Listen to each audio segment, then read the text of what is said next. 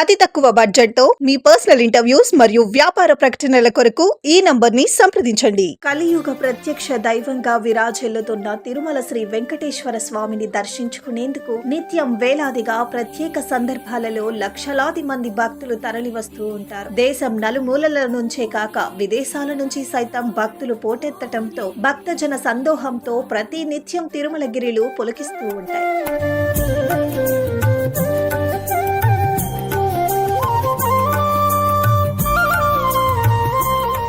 తిరుమలకు భక్తుల తాకిడి అధికంగా ఉండటం వలన శ్రీవారి దర్శనానికి గంటలు, పలు సందర్భాల్లో రోజులు కూడా పట్టే సందర్భాలు కోకొల్లు. ఈ నేపథ్యంలో నూతనంగా ఏర్పాటైన టీటీడీ పాలక మండలి సాధారణ భక్తులకు శీఘ్ర దర్శనం కల్పించేందుకు సంకల్పించింది. ఈ క్రమంలో సంచలనాత్మక నిర్ణయం తీసుకుంది. ఆర్టిఫిషియల్ ఇంటెలిజెన్స్ టెక్నాలజీని ఉపయోగించి శ్రీవారి దర్శనం కేవలం గంటలోపే పూర్తయ్యేలా కార్యాచరణను రూపొందించింది. ఈ తరహా ప్రక్రియను విజయవంతం చేసే దిశగా అడుగులు వేస్తూ ఏఐ ద్వారా దర్శనం కల్పించేందుకు నేడు శ్రీకారం చుట్టారు. ఈ టెక్నాలజీని వారం రోజుల పాటు ప్రయోగాత్మకంగా పరిశీలించనున్నారు. ఇది విజయవంతమైతే ఈ నెల 24న జరగనున్న పాలక మండలిలో దీనికి ఆమోదం లభించనుంది.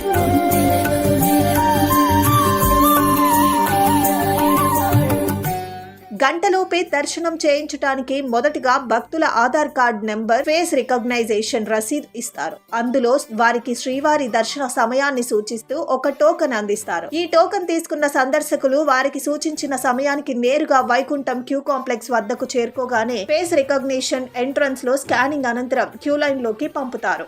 దీన్ని గంట సమయంలోపే స్వామివారి దర్శనం పూర్తవుతుంది. ఇక ఈ టోకన్ల జారీకి దాదాపు 45 కౌంటర్లను ఏర్పాటు చేస్తున్నారు. సిబ్బందితో పని లేకుండా ఏఐ టెక్నాలజీని తిరుమల కొండపై అమలు చేయనున్నారు. ఈ విధానం అమలుకు ఏఐ సాఫ్ట్వేర్ ను అందించేందుకు 4 విదేశీ సంస్థలు ఆసక్తి చూపగా వాటి ద్వారా సంబంధిత ఏర్పాట్లు చేశారు. ఈ విధానం సక్సెస్ అయితే భక్తులకు కూడా ఎంతో మేలు జరుగుతుంది. అయితే క్యూ లైన్లను మెయింటైన్ చేయడమే కాకుండా విఐపీలను కూడా కొంతమేర నియంత్రించగలిగితే మరింతగా భక్తులకు సరైన సేవలు అందే అవకాశం ఉంటుందని పలువురు భక్తులు కోరుతున్నారు.